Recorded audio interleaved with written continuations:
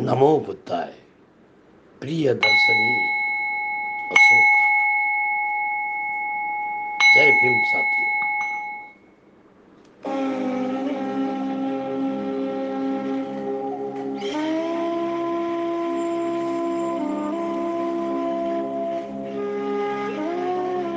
From father home near दीक्षा भूमि।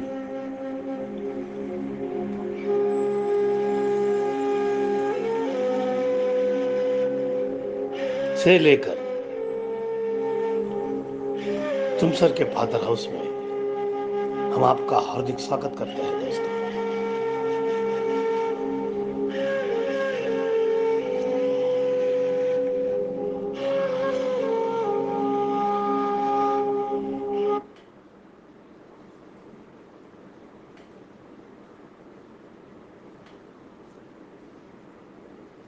कम से कम 4 मार्च 3.5 साल के पहले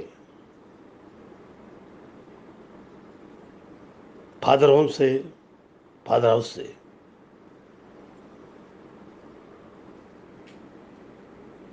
हमारा ये कार्य शुरू है। मेडिटेशन के बाद जो हमने पाया, जो हमने सिद्धि प्राप्त की है, उस सिद्धि को डॉक्टर सच्चिदानंद को लेकर बुद्धाचार्य बनकर आप लोगों के सामने हर दिन आता है। आप मेरा ये संकल्प से जुड़ा हुआ नाता बुद्ध के शरण में जाता है, धम्म के शरण में जाता है, संघ के शरण में जाता है। नमो बुद्धाय।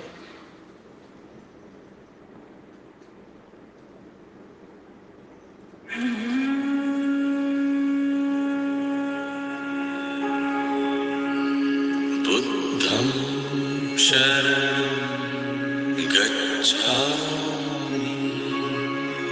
बुद्धं शरणं गच्छामि। धम्मं शरणं गच्छामि। धम्मं शरणं गच्छामि। संघं शरणं गच्छामि। संघं शरणं गच्छामि। बुद्धं शरणं गच्छामि। धम्मं शरणं गच्छामि। संघं शरणं गच्छामि। बुद्धं शरणं गच्छामि।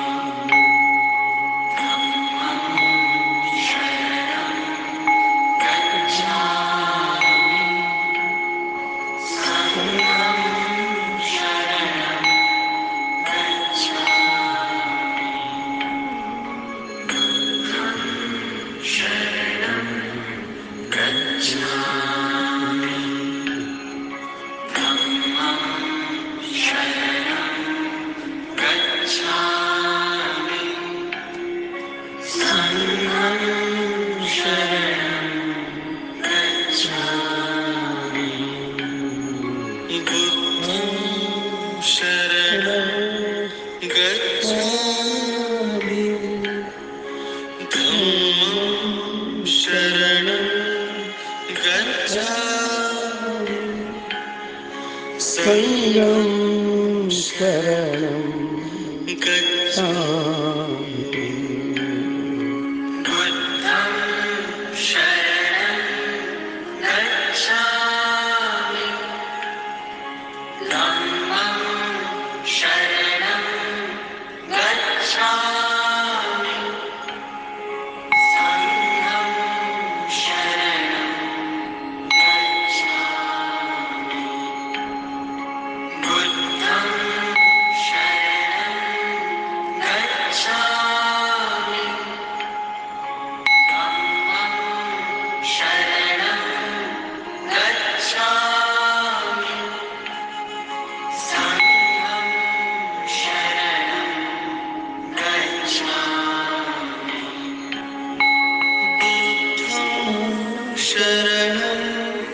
गच्छामि धम्मं शरणं गच्छामि संघं शरणं गच्छामि बुद्धं शरणं गच्छामि धम्मं शरणं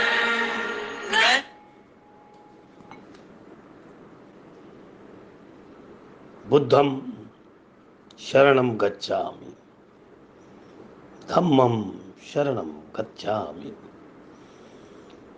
संगम शरणम गच्छामि। दोस्तों,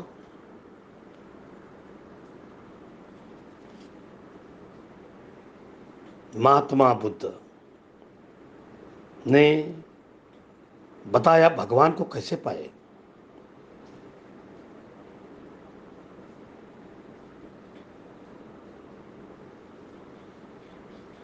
जब शेर बुद्ध के सामने आया तो बुद्ध ने किस तरह से एक्शन किया। गौतम बुद्ध के पूर्व जन्म की कहानी, कर्मों का फल अवश्य मिलता है।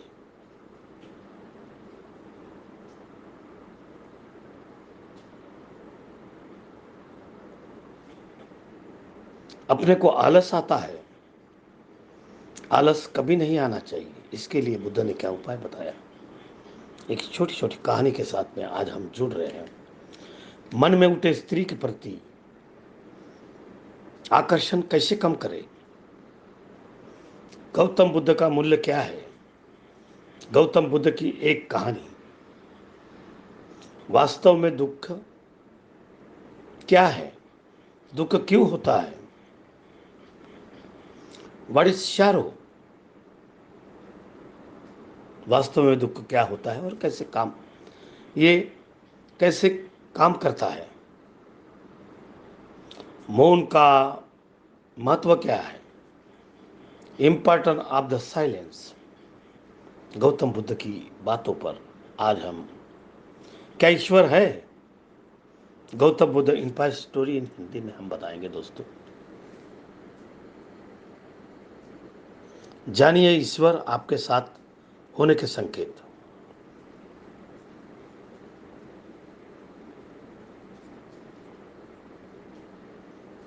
जानिए अहंकार नष्ट करने के लिए उपाय क्या है। आज हम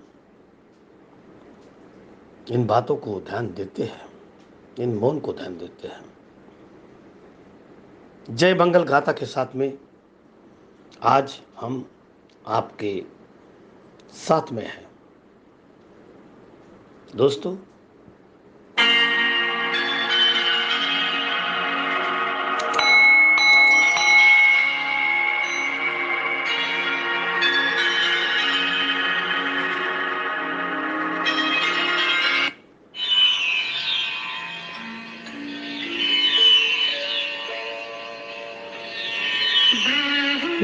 सदा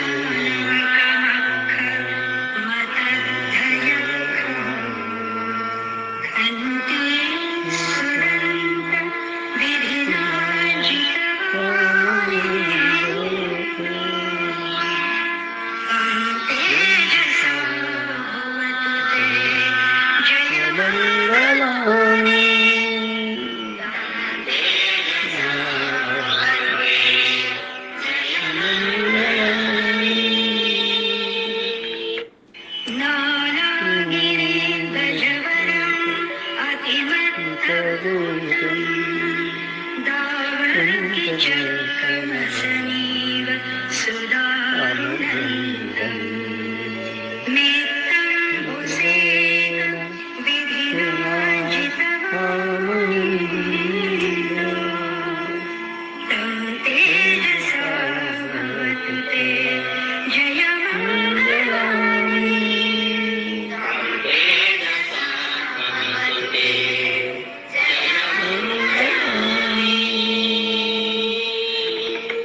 उक्खिप्तखड्गमतिहस्तम् सुदारुणम् धावन्तियोजन पतङ्गुलिमालवन्तम् इद्धिविसङ्कत मनोजितवामुनीन्द्रो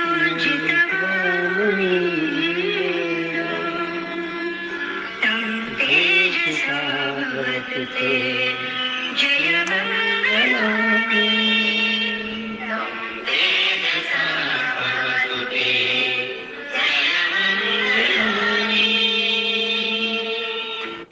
कत्वानुकत्थ मुदनम् इव गर्भिण्या चिञ्चाय वृद्धवचनं जनकाय मर्जे सन्तेन सोमविधिना जितवामुनीन्द्रो तं तेजसा भवतु ते जयमङ्गलानि तं तेजसा भवतु ते जयमङ्गलानि सच्चं विहाय मतिसञ्चलवादकेतम् वादाभिरोदितमनम् अति अन्धभूतम् पञ्जाबदीप जलितोजितवामुनीन्द्रो तं तेजसा भवतु ते जयमङ्गलानि तं तेजसा भवतु ते जयमङ्गलानि नन्दोपनन्दभुजगं विभुदं महीन्द्रं पुत्रेण थेरभुजगेन दमापयन्तो इद्धोपदेश विधिना जितवामुनीन्द्रो तं तेजसा भवतु ते जयमङ्गलानि तं तेजसा भवतु ते जयमङ्गलानि दुःखादित्य भुजगेन सुदक्षहस्तम् ब्रह्मं विसुद्धि ज्योतिनिधि बकाभिधानम् याणाननेन विधिना जितवामुनीन्द्रो तं तेजसा भवतु ते जयमङ्गलानि तं तेजसा भवतु ते जयमङ्गलानि ये तापि बुद्ध जयमङ्गल अर्थवाचा यो वाचोदिनिदिने सरते मदन्ति हित्वा नयेक विविधानि चुपद्धवानि मोक्षं सुखम् अधिगमे नरो सपञ्यो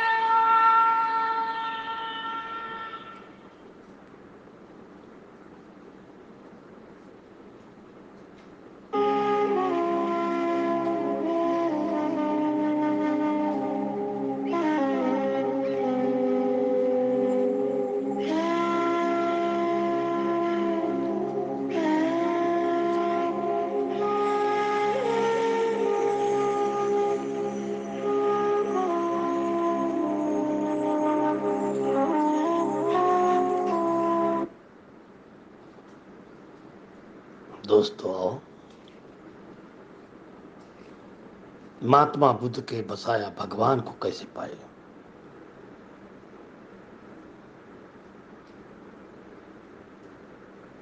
आज हम छोटी छोटी कहानी से भगवान बुद्ध के दुख क्या है, दुख क्यों होता है, आइए दोस्तों भगवान बुद्ध की उस कहानी को हम दोहराते हैं। वास्तव में दुख क्या है?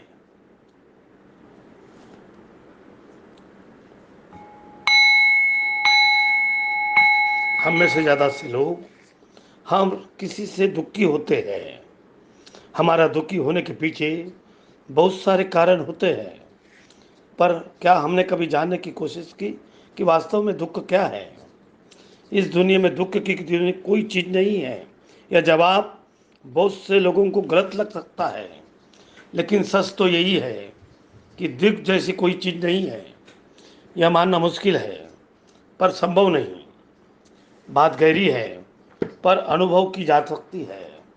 एक छोटी सी कहानी गौतम बुद्ध के जीवन के जो आपको बताएगी कि वास्तव में दुख क्या है, यह किस तरह से काम करता है हमारे जीवन में। एक बार गौतम बुद्ध और उनके शिष्य एक वन से गुजर रहे होते हैं। बहुत देर से वन में चलने के बाद बुद्ध और सभी उनके शिष्य एक विशाल पेड़ के नीचे बैठ जाते हैं। उस पेड़ के नीचे अलग से शांति होती है। सभी लोग उस शांति को अनुभव कर लेते होते हैं। कोई भी निशब्द रहता है, चुपचाप शांति को अनुभव कर लेते होते हैं। कुछ देर बीतने के बाद गौतम बुद्ध का एक शिष्य उठता है और बुद्ध से पूछता है, बुद्ध, मैं आपसे एक प्रश्न पूछना चाहता हूँ। बुद्ध कहते हैं, पूछो, क्या प्रश्न है तुम्हारा? वो बुद्ध का शिष्य बुद्ध से पूछता है, बुद्ध, मैंने कभी आपको दुखी नहीं देखा है। आपके चेहरे पर हर समय अलग मुस्कुराहट रहती है जो हमें भीतर से आने से वर्जित करती है।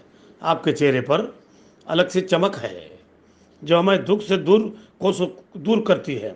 पर मैं जानना चाहता हूँ, मेरे भिक्षु के पहनने मेरे जीवन में बहुत सारा दुख था जिसके कारण मैं भिक्षु बन गया, पर मैं अभी तक नहीं जान पाया कि दुख क्या है। क्या आप मुझे बता सकते हैं कि वास्तव में दुख क्या है? बुद्ध मुस्कुराता रहते हैं और अपने भिक्षु से कहते हैं, दुख एक विचार से ज़्यादा कुछ भी नहीं है। सभी लोग ये सोचकर चौंक उठते हैं और बुद्ध से पूछते हैं। वे कहते हैं, बुद्ध, विचार तो आते हैं और चले जाते हैं, पर दुख एक बार आता है तो जाने का नाम नहीं लेता। बुद्ध कहते हैं, मैं तुम्हें एक छोटी सी घटना बताता हूँ। एक नगर में एक धनी सेठ रहता है। उसके पास एक वफादार नौकर होता है। वह सेठ अपने नौकर को बहुत विश्वास करता है। वह सेठ अपने नौकर पर कभी भी किसी बात के लिए शक नहीं करता कि किसका नौकर वास्तव में बहुत ईमानदार होता है। एक बार उस सेठ को किसी काम से बाहर जाना पड़ता है। 2-3 दिनों के बाद जब वह सेठ वापस लौटता है, एक कीमती सामान लेकर आता है। वो उस कीमती सामान को अपने कमरे में सजा के रखता है और अपने नौकर से कहता है, तुम्हें खास तौर पर इस चीज़ पर ध्यान रखना है। ध्यान रहे ये टूटे नहीं, ये मेरी बहुत प्रिय वस्तु है। नौकर कहता है, मालिक, मैं पूरा ध्यान रखूँगा, आप चिंता न करें। अगले ही दिन वह नौकर पूरे घर की सफाई कर रहा होता है। सफाई करते करते वह सेठ की वो कीमती चीज़ के पास पहुंचता है और उसके सफाई करने लगता है। सफाई करते वक्त वह कीमती चीज़ उस नौकर से हाथ से फिसल जाती है और नीचे गिर जाती है। जब सेठ को ये बात पता चलती है तो वह नौकर पर आता है और उस नौकर को खूब डांटता है, पर उस नौकर को नौकर इसे नहीं निकाल सकता, न उस सकते, क्योंकि वह उसका वफादार और पुराना नौकर होता है। इसलिए वह डांट कर ही छोड़ देता है। सेठ अपने कीमती चीज़ों के बारे में सोच सोच सोचकर बहुत दुखी हो जाता है। रात होती है और सेठ अपने कमरे में लेट जाता है। सेठ को नींद नहीं आ रही होती है। वह सेठ बहुत बेचैन होता है। बेचैनी के कारण कमरे के बाहर निकलता है और देखता है कि उसका नौकर निश्चित होकर सो रहा होता है। वे देखकर वह सेठ और क्रोधित हो जाता है। सेठ सोचता है, इसने मेरी कीमती चीज तोड़ दी और उसको बिल्कुल चिंता नहीं है। मुझे यहाँ नींद नहीं आ रही है और ये आराम से सो रहा है। पर सेठ कुछ कर नहीं पाता क्योंकि वह उसका पुराना वफादार नौकर होता है। सेठ अपने कमरे में वापस चला जाता है। अगले दिन सुबह सेठ सोचता है, मैं इस समस्या से कैसे निकलूं। फिर सेठ को एक तकरीब समझ में आती है। वह अपने नौकर के पास जाता है। अपने नौकर से कहता है, मुझे बहुत दुख हो रहा है, ये बताते हुए कि वह कीमती चीज़ तुमने तोड़ी थी, मैं तुम्हारे लिए लाया था। मैं चाहता था मैं उसे तुम्हें उपहार में दे दूं, परंतु अब क्या कर सकते हैं, अब तो वह टूट गई है। सेठ की बात सुनकर नौकर को धक्का लगा। नौकर सोचता है, अरे यह तो बहुत गलती हो गई। वह इतनी कीमती महंगी चीज़ मेरे लिए थी और वह पुरानी टूट चीज गई। फिर क्या। उस नौकर के मन में बेचैनी पैदा होती है, दुख पैदा हो जाता है। रात होती है और सेठ आराम से सोता है और वह नौकर बेचैन रहता है। उसे नींद नहीं आती। क्यों नींद नहीं आती? क्योंकि अब उस नौकर ने उस सेठ की कीमती चीज को अपने आप से आपसे जोड़ लिया, इसलिए वह दुखी हो रहा है। पहले उस नौकर के मन में यह विचार नहीं था कि वह कीमती चीज मेरी है, पर अब उसके मन में यह विचार है, अगर वह कीमती चीज न टूटती तो वो मेरी होती। बुद्ध कहता है, दुख केवल एक विचार है और ये विचार कैसे उत्पन्न हुआ? अपने आप को किसी चीज से जोड़ने से हुआ। हम जिस चीज को अपने आप से आपसे जोड़ लेते हैं, उसे पकड़ने की कोशिश करते हैं, वह चीज हमें दुख देती है। क्योंकि वास्तविकता यह है, कोई भी चीज़ हमसे जुड़ नहीं सकती। हर चीज़ आपके पास है, आपकी है, पर कुछ समय के लिए है। कुछ समय के बाद वो आपसे दूर हो जाएगी। उस दूर होने की घटना का शिकार करें और आगे बढ़े। भवतु शुभ मंगलम। मेरे प्यारे दोस्तों, इन बातों को देखते हुए बुद्ध की छोटी छोटी कहानी हमें सुगंध देती है, शान देती है और आदमी के जीवन में शांति देने के लिए एक प्रवृत्त करती है। नमो बुद्धाय।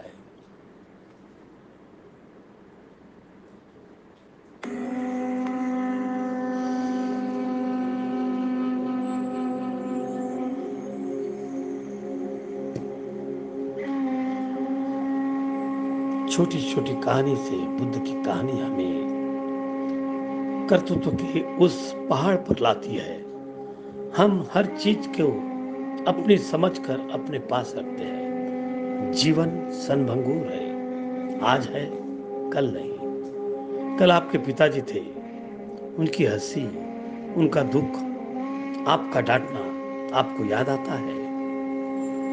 चले जाने के बाद दुख होता है। आपकी माँ आपके लिए बड़े शान से खाना पकाती थी, आपको प्रेम से देती थी। आज वो नहीं है, इस बात का दुख है। आपके लड़के आपसे प्रेम करते थे, शादी होने के बाद उनका प्रेम टूट गया, आपसे मिलनसार प्रेम टूट गया। यही दुख का कारण है। हमारे बच्चे मैं, यह दुख का कारण है। मेरी चीज, मेरी खेती, मेरी जमीन, मेरी जायदाद, मैं, इस चीज को आदमी दुख से टूट जाता है। प्यारे दोस्तों, दुख कि कोई चीज हमारी नहीं है। ना पृथ्वी है, ना चांद है, ना सूरज है, ना बहन है, ना भाई है, ना औरत है, ना लड़के हैं। ये दुनिया स्वार्थ से भरी है। इस दुनिया में दुख है। दुख को हम निकालना चाहते हैं। दुख के साथ जीना कठिन काम। भविष्य में क्या हुआ, भविष्य में क्या होने वाला है, इसका कोई फायदा नहीं। हर दिन 2.5 से 3 लाख लोग जन्म लेते हैं और 2.5 से 3 लाख लोग इस दुनिया में, ये पृथ्वी पर मर जाते हैं, निर्वाण होते हैं। उसमें से कोई महापरिनिर्वाण होते हैं, कोई निर्वाण होते हैं। यही दुख की बात है।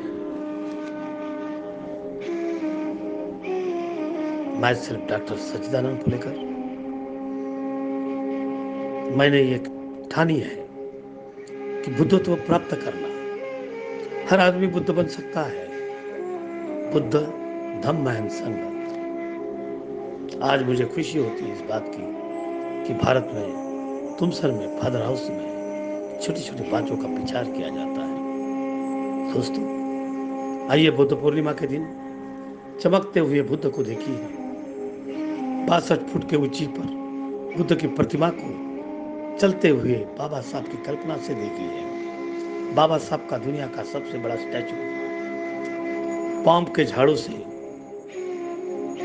विद्या के झाड़ों से एक सुगंध दे रहा है, गुलाब के झाड़ों से सुगंध दे रहा है। महात्मा फुले, सावित्रीबाई, रमाबाई, अशोका लान फादर हाउस में हो रहा है। फादर हाउस में संत कबीर, तुकाराम महाराज, जगनाड़े महाराज, राजभोग, संत गुरुदास, रविनाथ, स्वामी विवेकानंद,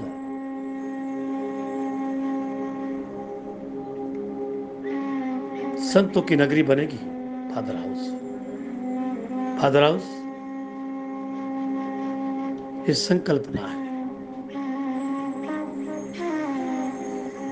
आओ दोस्तों, और बुद्ध के विचार के साथ में डॉक्टर सच्चिदानंद पुलेकर आपके साथ में है, आपके विचारों में है, आपके तंग यातना में है।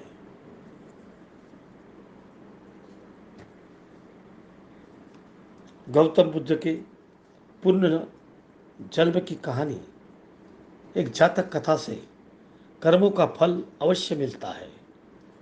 मेरे दोस्तों, जैसा कर्म वैसा फल मिलेगा।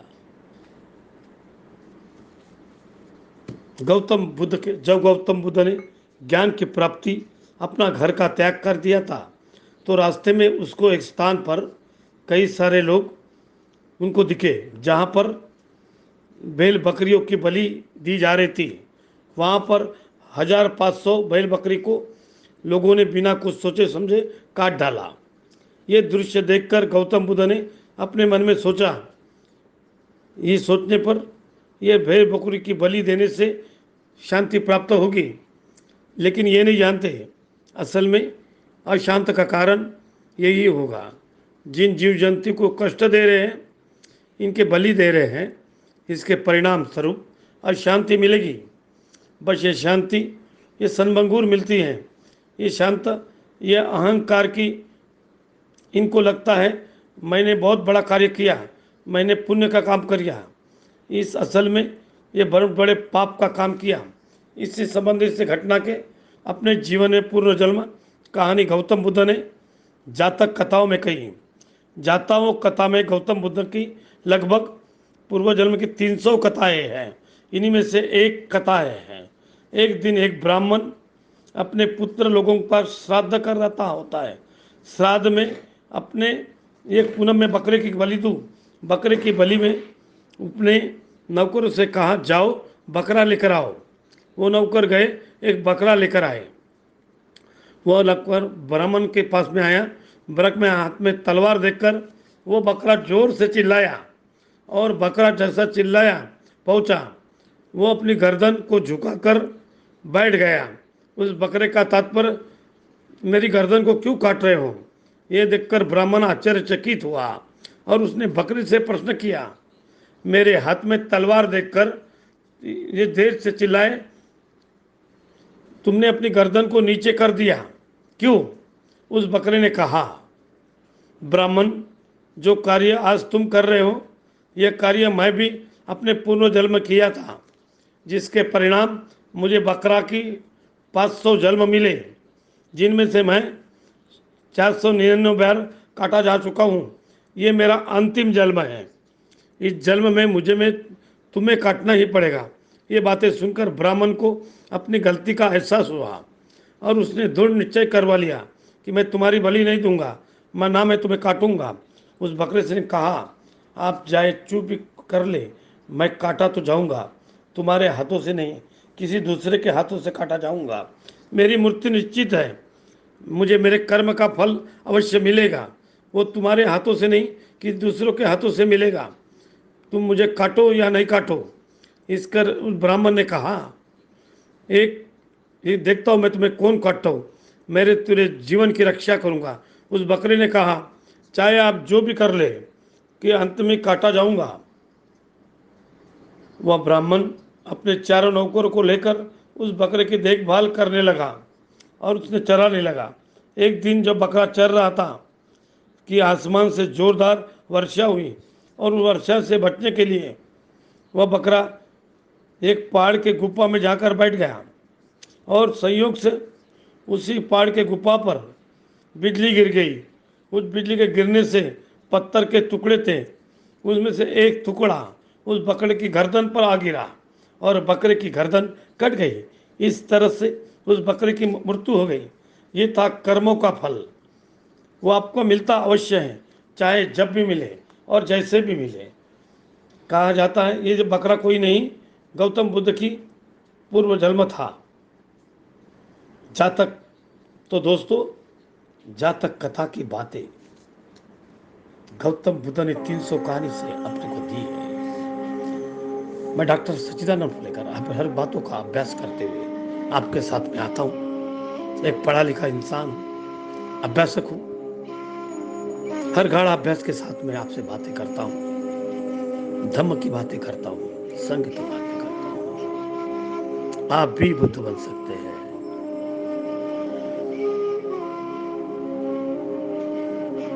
मनुष्य का कर्म ही मनुष्य को बातों से दूर रखता है।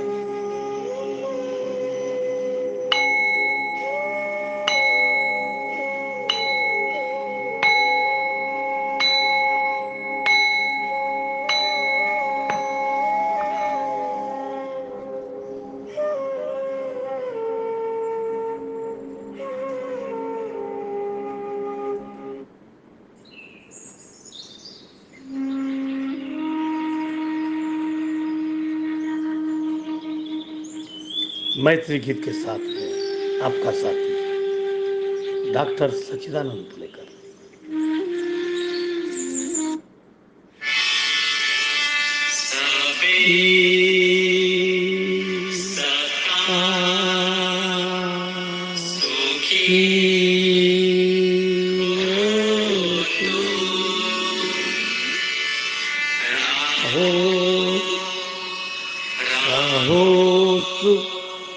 राहो राहो ने अमानोते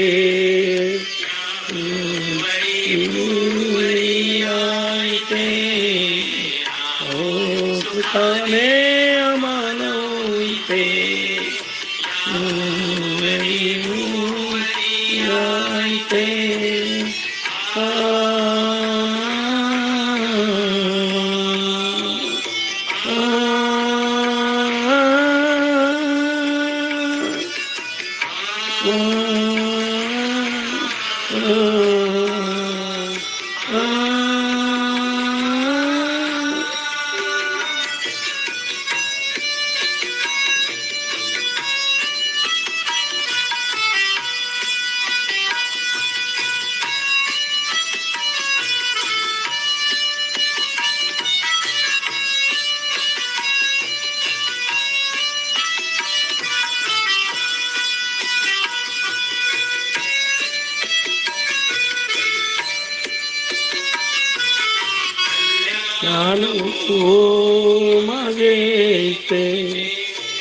कल्याण हो तू गीताचे कल्याण हो माझे तुझे कल्याण हो गीताचे कल्याण हो हरिहरांचे कल्याण हो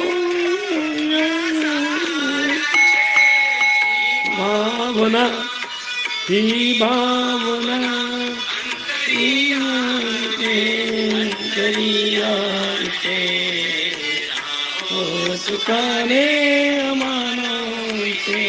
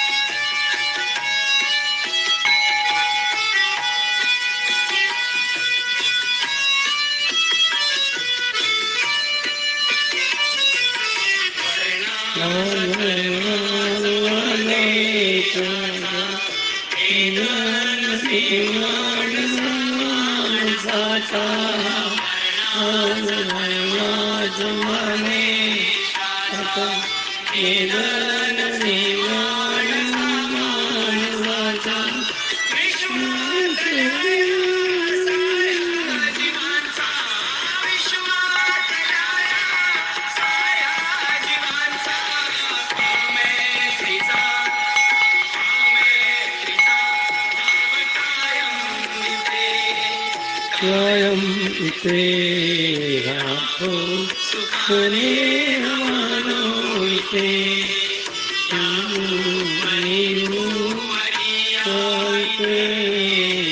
हो सुखने हमारा ते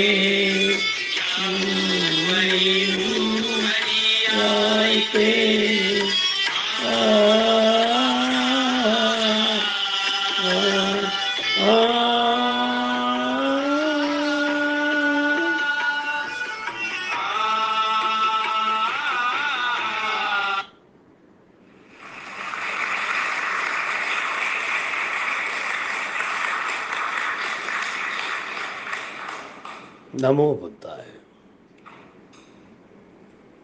The morning meditations from the Father Home to Father House.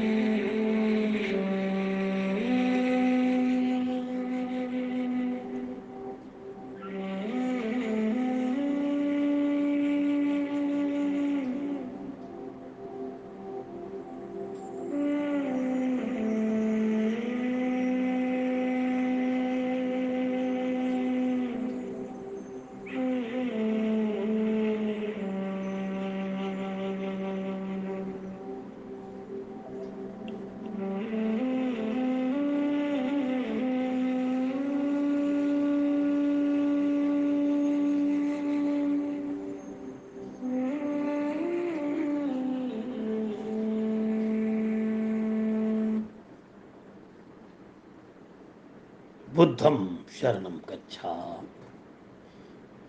धम्मं शरणं गच्छामि, संघं शरणं गच्छामि।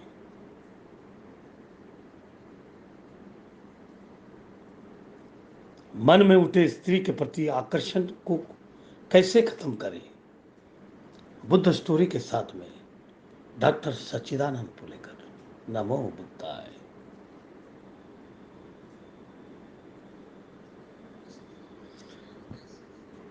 एक स्त्री हर भौरा चुनना चाहता है, हर भौरा स्त्री को अपनाना चाहता है। स्त्री के पीछे सभी भागते रहते हैं। किसी भी स्त्री को देखा कि आकर्षण मन में होता है। ऐसे विचारों से परेशान एक आजकल का युवा, वह हमेशा अपने मन में लड़कियों के प्रति आकर्षण और परेशान था। वो जिस लड़की को देखता था उसके मन में जोरदार आकर्षण होता था। एक बार उसके दिल में जोर से धड़क होती थी, एकदम स्तब्ध रह जाता था। वह अपनी समस्या का निदान ढूंढ रहा था, जिसके लिए उसने कई सारे उपाय ढूंढे, किंतु उनको उपाय न मिला जिससे वो समस्या का समाधान पा सके। एक दिन अचानक एक कहानी मिली गौतम बुद्ध की। उस कहानी को पढ़ने के बाद उनको पूर्ण स्त्री का आकर्षण अपने मन से खत्म करने का एक ऐसा उपाय मिल गया जिससे वो किसी स्त्री के प्रति बने हुए आकर्षण को खत्म कर सकता था। वो कहानी थी, एक दिन एक बौद्ध भिक्षु गौतम बुद्ध के पास जाता है और गौतम बुद्ध से पूछता है, तथागत, मुझे यहाँ पर रहते हुए 4 साल हो चुके हैं। मैं जब प्रारंभ में यहाँ दीक्षित हुआ था उस समय मेरी अवस्था 15-16 साल, अब मेरी अवस्था हो चुकी है 21 से 22 साल। मैंने उस वक्त में जब मुझ में किसी के प्रति स्त्री के प्रति आकर्षण होता था, मैंने उस वक्त में अपने मन को दबाया, अपने भावना को दबाया और ब्रह्मचर्य का पालन किया। किंतु अब मेरे मन में बहुत अधिक स्त्रियों के प्रति आकर्षण उत्पन्न होता है। मैं जिस स्त्री को देखता हूँ उसके प्रति जोरदार आकर्षण उत्पन्न होता है। मेरा दिल दौड़ों से झरकने लगता है, सांसें तेज हो जाती है। उस समय के लिए मैं समझ में नहीं आता कि मैं करूँ तो क्या करूँ। मैं विचलित हूँ, परेशान हूँ इस आकर्षण से। मैं कितना ये प्रयास करता हूँ, असफल होता हूँ। इस पर तथागत ने कहा, तुम सबसे पहले अपने आंखों को मूंद लो और फिर विचार करो। असल में स्त्री बाहर है, ये तुम्हारे मन के अंदर है। वो कौन सी स्त्री है जो तुम्हें परेशान करती है? मन के अंदर बसी हुई स्त्री, ये के बाहर के बसी हुई स्त्री? उस बुद्ध भिक्षु ने कहा, तथागत, जब मैं बाहर की स्त्री को देखता हूँ तो उसके प्रतिबिंब मेरे अंदर बनता है और मैं प्रतिबिंब को देख देख कर परेशान होता हूँ। वो प्रतिबिंब मुझे आकर्षित करता है। वो चित्र मुझे बार बार परेशान करता है। मुझे बाहर से ज़्यादा अंदर की स्त्री में परेशान कर रखा है। बाहर की स्त्री को मैं आंखों से एक बार देखकर अंदर का कर सकता हूँ कि अंदर की स्त्री को बार बार मेरे अंदर घूमती रहती है। मैं आंखें मूंदता हूँ तो मुझे दिखाई देती है, वो मुझे और आकर्षित करती है।